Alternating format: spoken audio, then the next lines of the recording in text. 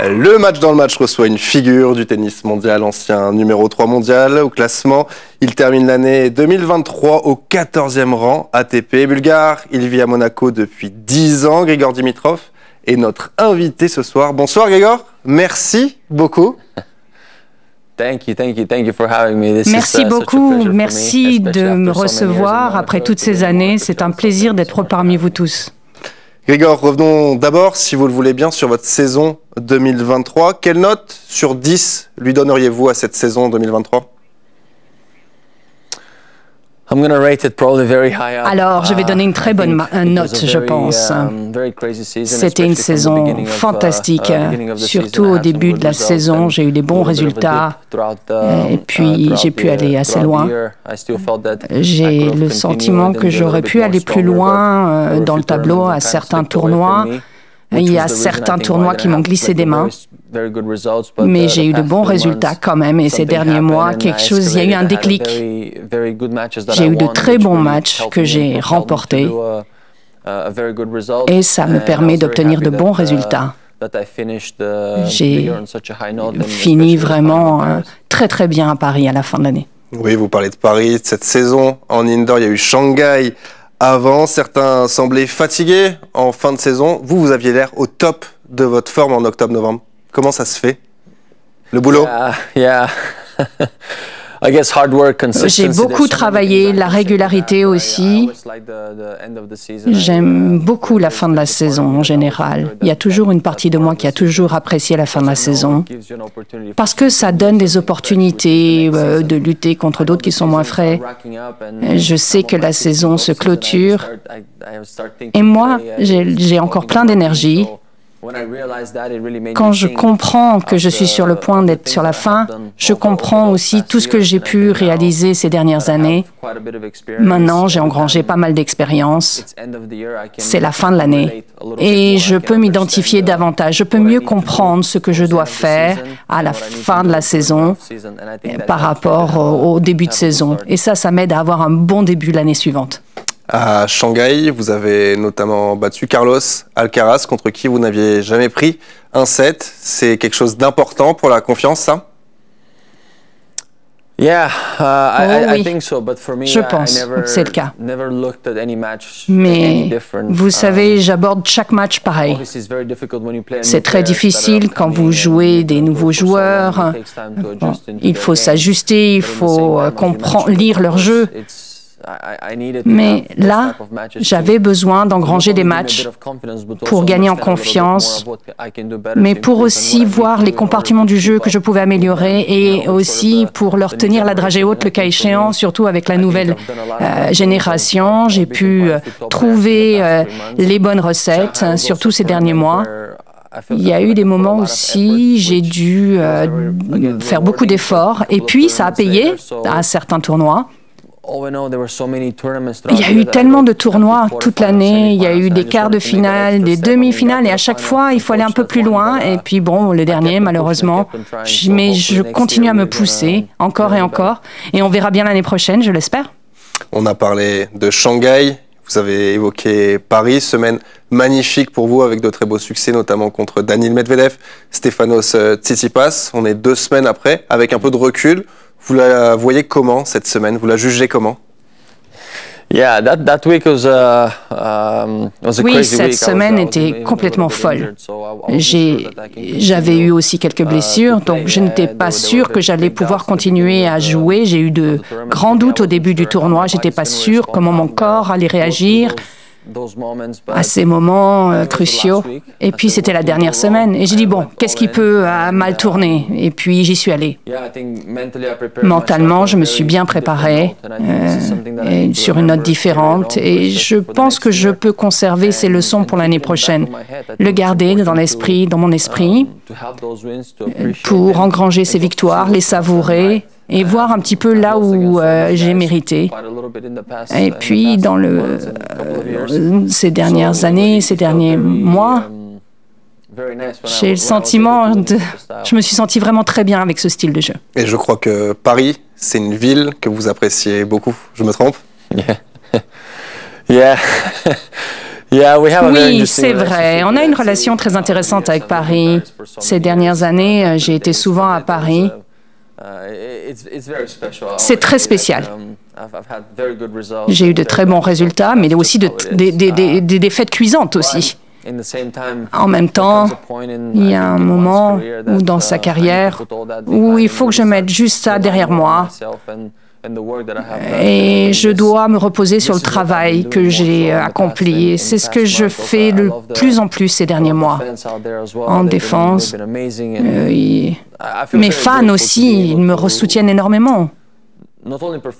Pas seulement pour ma performance, mais aussi être en mesure d'être régulier pendant très longtemps. On va revenir sur cette finale contre Novak Djokovic. Vous vous inclinez après ce match, vous fondez en larmes. Qu'est-ce qui se passe dans votre tête à ce moment-là? Yeah, that was, I don't know. There's so many things that are going through. Il y a eu tellement de choses qui m'ont parcouru l'esprit. D'abord, je suis un être humain. Sur le court, je suis un joueur de tennis, mais il y a tellement d'émotions qui m'ont submergé. Déjà, il y a eu une accumulation d'émotions tout au long de l'année. Et je me suis sentie très calme, je me suis assise, j'étais ravie, j'étais fière. Et puis je me suis dit, oh, il y a eu un moment où je me suis dit, je vais pleurer. Et c'est pas tant la défaite, parce que ça fait partie du match. On gagne, on perd. Mais il y a eu tellement d'émotions qui se sont accumulées et elles m'ont submergé devant le public. Et peu importe d'être vulnérable, de montrer ce type d'émotions, je les avais aussi. C'est pas une mauvaise chose. Je ne pouvais plus maîtriser, c'était le dernier match de la saison, j'étais fatiguée, blessée, je voulais juste me reposer et puis manger. Il y avait tellement d'émotions qui me taraudaient qu'à la fin, bon, c'est ce qui s'est passé. Et je suis reconnaissant, vraiment. Ma famille, mes fans étaient là pour moi. Grigor, si vous le voulez bien, on va remonter le temps. Ça a commencé comment, le tennis, pour vous? Eh bien, très naturellement pour moi. J'ai commencé à jouer au tennis à l'âge de 3 ans. Ma mère, elle jouait au volleyball. C'est une coach encore aujourd'hui. Et un jour, je suis allée sur un cours de tennis. Et puis, j'étais assez foufou. J'avais beaucoup d'énergie. Ma mère m'a dit, bon, tu prends une raquette, tu vas contre le mur. Et fais ton mieux. Et c'est comme ça que j'ai commencé dans le sport. Rien d'autre finalement. Puis j'ai joué d'autres sports, volleyball, tennis, football, tout ce qu'on peut jouer. J'aime bien jouer au squash, donc je m'y adonne de temps en temps, tous les sports de raquettes. Et puis je me débrouille pas trop mal.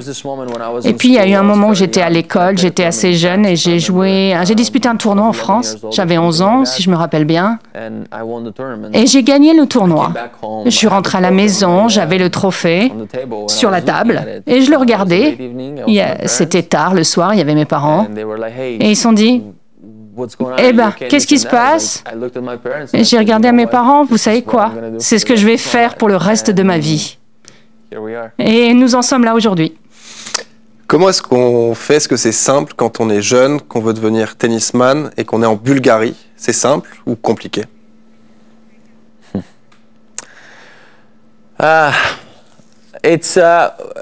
D'où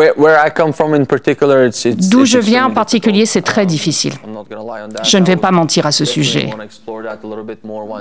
Il faudrait d'ailleurs revenir en arrière là-dessus. Il faudrait que les gens comprennent les difficultés que j'ai rencontrées au fur et à mesure des années.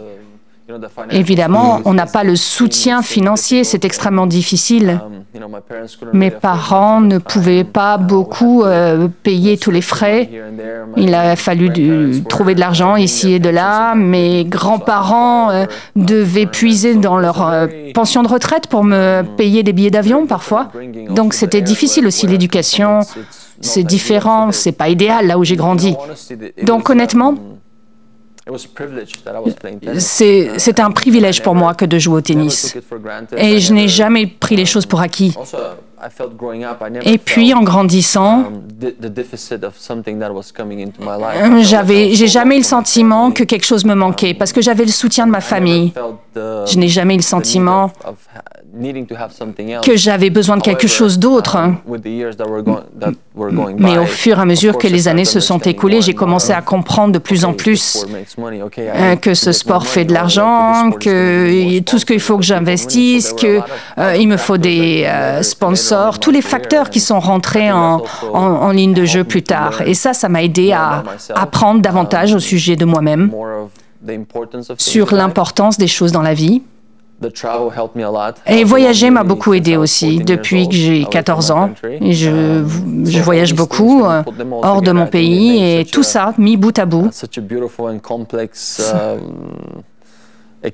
ça fait une expérience fabuleuse, complexe et dont je suis très fière au final.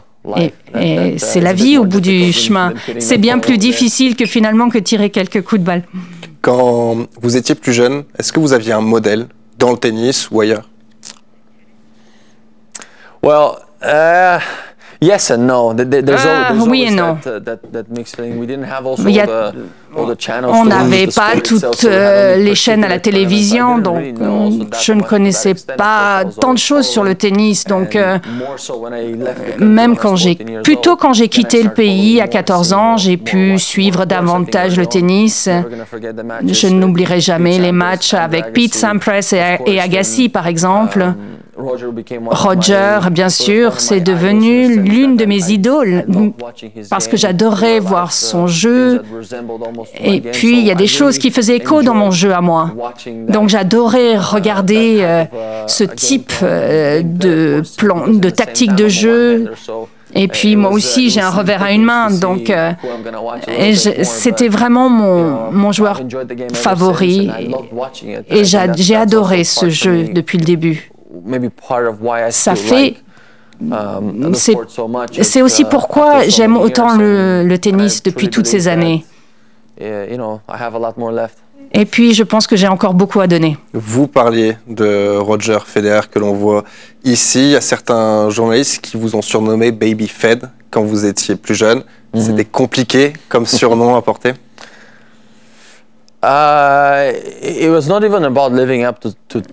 C'était pas vraiment une question de montrer que je le méritais. C'était flatteur, j'étais jeune, j'étais agressif, j'avais un autre tempérament. Il y avait des points communs, mais on était quand même des personnes très différentes. Et ça m'a pris du temps, pas seulement pour montrer cela aux gens, mais aussi leur faire comprendre que nous étions vraiment différents. Tellement différents. Oui, il y a des similitudes, c'est fantastique. Mais il y a un moment où il faut être soi-même. Et j'ai toujours voulu être moi-même. Et j'ai voulu aussi m'affirmer sur le court comme étant un joueur unique. Et ça, c'était l'un de mes objectifs. De montrer tout au long de ma carrière, pas seulement à moi-même, mais aussi à tous les autres. Et ça, c'est le moment où, d'une certaine manière, c'était une mission pour moi. Et ça s'est produit avec le temps. Il a fallu du temps. Mais je n'aime pas entendre ce qui se passe autour de moi. J'ai réussi à bloquer tous les échos des autres. Et surtout, ce surnom, bon, ça m'est resté. Et c'est pour ça que je dis maintenant, quand on parle des jeunes joueurs, je dis non, arrêtez, parce que c'est inutile. Après, il y a des pressions, des attentes, et moi, j'ai dû traiter avec ça. Je suis assez fort pour avoir pu gérer ça, mais certains jeunes ne sont pas aussi forts pour le faire. Donc, je me sens chanceux d'avoir pu démontrer à tous qu'ils avaient tort, de prouver à moi-même qu'ils avaient tort, d'engranger des belles victoires. Bon, bien sûr, c'est quand même chouette. Et puis, au final, c'est le dernier match à l'US Open aussi, c'était fantastique. Vous êtes arrivé très jeune sur le circuit. Quel est votre premier grand souvenir sur le circuit ATP? Mon premier souvenir. Il a fallu que je dispute mon premier match à Rotterdam. J'avais 17 ans. Contre Thomas Berdych, qui était numéro 8 dans le monde à l'époque. J'étais pas prêt à jouer, ça c'est sûr, parce qu'ils m'ont appelé, ils m'ont dit et on va avoir une carte d'invité pour jouer. Bon, pour les qualifications, j'ai joué et puis le jour d'après ils ont dit bon, on va maintenant vous permettre de jouer pour le tableau principal. Donc j'ai pu jouer à nouveau et j'avais un jour de plus pour me préparer. Bon, en résumé, je suis venu, Thomas a bien joué et j'ai dit bon, je suis là, je me sens bien. Je suis prêt, je vais jouer comme un fou. Et puis j'ai dû jouer contre Rafa après. Alors ça a été un sacré réveil. C'était vraiment l'un des souvenirs les plus forts sur le circuit. Il venait de gagner l'Open d'Australie. Et là vraiment, j'ai perdu en 3-7. C'était un match époustouflant. Mais mon corps, mes bras étaient complètement détruits. J'avais mal partout. C'était peut-être un des plus grandes défaites sur le tour. On voit cette photo. On voyait le titre d'Acapulco avec le chapeau. Est-ce que vous l'avez gardé, ce chapeau d'Acapulco, celui-ci? Oui, je l'ai encore. Mes parents l'ont en Bulgarie. Je pense que je suis l'un des plus grands fans. C'était vraiment une semaine fantastique. C'était une semaine de fou, encore une fois. Les matchs étaient joués le soir, ils finissaient très tard. On restait tard. Le temps était fantastique. Il y a beaucoup de bons souvenirs de cette époque, pendant ces années-là. Bien sûr, il y a eu des difficultés, comme nous le savons tous. C'était un moment très spécial pour moi sur le circuit. Je n'oublierai rien de tout cela. Mais ces moments sont particulièrement sacrés pour moi. On va parler de votre saison 2017, si vous le voulez bien. Il y a ce premier titre en Masters 1000 à Cincinnati. Comment vous le sentez? C'est un soulagement, un accomplissement pour vous, ce premier Masters 1000?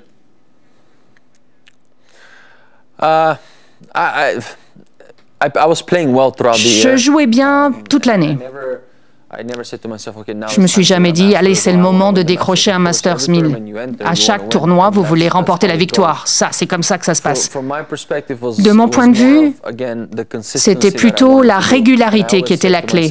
Et je me disais, si je suis en mesure de bien jouer,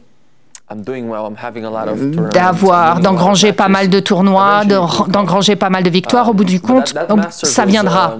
Mais celui-là, c'était le produit du début de l'année, pour tout vous dire. Je ne m'y attendais pas et je ne me rappelle même pas. 2 jours avant, je voulais même me retirer. Je voulais faire un abandon parce que je jouais mal. À ce point-là. Et je n'oublierai jamais. Je suis allé à l'entraînement, je suis rentré au vestiaire, mon coach est venu me voir et il m'a dit, bon, écoute, et j'ai dit, écoute, il faut que j'abandonne parce que je joue si mal, c'est pas possible. Et il m'a dit, non, tu t'entraînes mieux que les autres, t'inquiète, ça va bien se passer. Et avec cette phrase, il y a eu un déclic. Je suis sorti sur le court et à chaque match, je jouais jusqu'à ce que je remporte ce titre. Et c'est la raison pour laquelle ce titre est très important pour moi, parce que c'est l'un des premiers tournois où j'ai joué un Masters 1000. C'était d'ailleurs un de mes préférés. Donc tout ça, je m'en suis bien sorti. Ensuite, cette saison 2017, il y a les ATP Finals à Londres que vous remportez. Quel souvenir vous gardez de cette semaine à Londres avec ce gros trophée?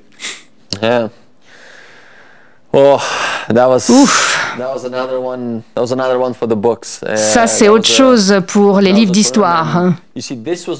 Ça, c'était un tournoi que je voulais disputer pendant de nombreuses années. Les 3 années avant que je joue ce tournoi, je l'ai manqué d'une place, de 2 places. J'étais vraiment pas loin de pouvoir y parvenir, mais j'ai jamais pu décrocher mon billet d'entrée. C'est pour ça que je me suis sentie que à ce moment-là, il fallait que j'ai plus de régularité. Puis j'ai joué à Paris, j'ai fini 7e. Je me suis dit, ah génial, je vais y arriver. Et puis je m'attendais pas à gagner, non seulement à disputer ce tournoi, mais en plus à l'emporter. C'était un tournoi qui était très difficile, très difficile. Il y a eu un moment où je n'avais plus d'attente parce que mon but ultime, c'était simplement de disputer ce tournoi. Mais en tant que joueur, on a l'esprit compétitif, on veut jouer, mais au final, c'est la victoire qu'on veut surtout. Il n'y a pas eu de différence, donc dès que je suis sorti, j'y allais un peu plus tôt, je me rappelle. Et puis, j'ai continué, je me suis battu, un match à la fois. Et puis, le dimanche, j'ai compris qu'en fait, j'étais par terre. Je pleurais parce que je l'avais remporté avec mes amis, tout le monde autour de moi. C'est l'un de ces moments où on n'oublie jamais, vraiment. C'est venu à un moment où on ne s'attendait pas du tout à ça. On parle du Big Four depuis de longues années. Vous avez battu chacun de ces joueurs, Rafael Nadal, Roger Federer, Novak Djokovic et Andy Murray. Qu'est-ce que ces joueurs ont apporté au tennis ?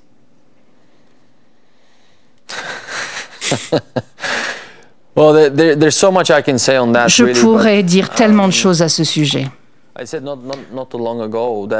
n'y a pas si longtemps, j'ai dit que ce sont des stars en elles-mêmes. Je pourrais commencer avec le sport, ce qu'ils ont apporté en général, ce qu'ils ont apporté au tennis, avec leur personnalité, leur façon d'appréhender le jeu. Pour moi, personnellement, ce que j'ai pu vivre avec eux sur le tour, sur le circuit, c'est magnifique. Et je n'aurais jamais voulu jouer à une autre période. Jouer contre eux et l'emporter. Bon, bien sûr, ils m'ont mis pas mal de défaites aussi, hein. Mais j'ai eu le sentiment d'avoir la chance, d'avoir cette expérience avec eux, pas seulement eux. Bien sûr, ils sont fantastiques, mais il y a tellement d'autres joueurs de qualité qui sont sur le circuit. Et pour moi, c'était fantastique. Pas seulement de jouer contre eux, d'être en compétition contre eux, de pouvoir les battre sur les plus beaux cours, mais aussi de finir après eux. Je me sens chanceux quand même. Je m'apitoie pas sur moi-même, je m'en moque. C'est comme ça que ça se produit. Et on ne peut pas toujours choisir dans la vie. Mais cette partie-là, je dois dire... Et puis aussi, j'ai été complètement admiratif. Peut-être, je ne sais pas ce qui serait advenu si j'avais joué à une autre période, une autre ère, mais être en mesure d'en être le témoin privilégié, d'interagir, aussi d'intervenir, ça n'a pas de prix. Grigor, ça fait 10 ans que vous vivez ici, à Monaco. Qu'est-ce qui vous plaît le plus à Monaco ? Oh, everything's so easy.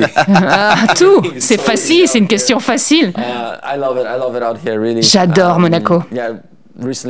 Récemment, j'y suis allée, on va être là pendant longtemps. Quand j'ai renouvelé ma carte, on m'a dit, vous allez avoir une période plus longue. J'étais ravie. Il y a des années de ça, quand je suis arrivée ici, j'étais pas hésitant, mais je me demandais si j'allais passer tout mon temps ici. Et quand je suis arrivée ici, j'avais 20 ans, et je me baladais, je me suis dit, j'adore ici, peut-être qu'un jour. Et même avant, quand j'avais 14 ans et que je venais à Monaco, avant d'avoir ma résidence ici, j'adorerais vivre ici. C'est ça que je me disais. En fait, à chaque fois, c'est revenu dans mon esprit. Et quand je suis devenu résident, finalement, j'ai compris à quel point tout est facile. On est au milieu de l'Europe, donc c'est facile pour aller d'un tournoi à l'autre. C'est bien desservi avec l'aéroport, il y a la mer, il y a les bateaux. Tout est facile. Le mode de vie est simple. Et pour moi aussi, c'est une source d'humilité, parce qu'on passe tellement de temps dans des grosses villes, avec le trafic et tout, et quand j'arrive ici, je vais juste marcher, je me dis, je vais prendre ma bicyclette. J'ai toujours le sentiment que tout est facile. C'est un peu comme un cocon, si vous voyez. On se sent protégé, j'aime bien être aussi au bord de la mer. J'ai toujours aimé la mer. partout où j'ai vécu dans le monde. Donc franchement, ça n'a pas été une question difficile. Et puis, il y a ce club de tennis qui est quand même emblématique. J'adore m'entraîner là-bas. Donc, qu'est-ce que je peux dire? Franchement, je ne peux pas dire un point négatif là-dessus. C'est un endroit aussi où je travaille. J'ai été en mesure de trouver un bon équilibre entre ma vie personnelle et ma vie professionnelle. Et j'ai l'impression d'être vraiment déconnectée de tout le reste quand je viens ici, du monde entier d'ailleurs. Et ça m'aide à recharger mes batteries et à me remettre au travail après. Grigor, merci beaucoup d'avoir été notre invité. On vous souhaite plein de bonnes choses pour 2024, la saison à venir et plus loin. On se quitte avec TV Monaco, on se retrouve très vite pour le match dans le match et ça match. Salut.